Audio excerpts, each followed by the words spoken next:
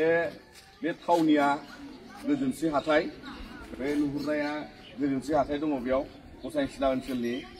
दा बेवहाय जोंनि हरैहाय इउनिट एबसु अफिस दङ दा बे हाथाइसालियाव गोजोनखौ लाखिनो थाखाय बे गोजोनस्रि हाथायाव बयबो मदद खालायनांगौ मानोना बेवहाय गासिबो बे गसाइसिना हालामनि रायजोफ्रा बेयाव हाथाइसालियाव फैयो आरो बेवहाय इलेक्शननि नामाव पार्टी अफिस खालामनाय गोबां दङ दा बिनि गेजेराव पार्टी खालामनाय मा खालामनाय जोंनि एबसु अफिसखौ मैया एटाक खालामनाय जादों दा बेखाय जोङो हास्थायदों जे बे गोजोनस्रि हाथाइनि थानसालियाव जायगायाव जिबादि बेवहाय मन्दिर मोनसे दङ आरो बेजों लोगोसे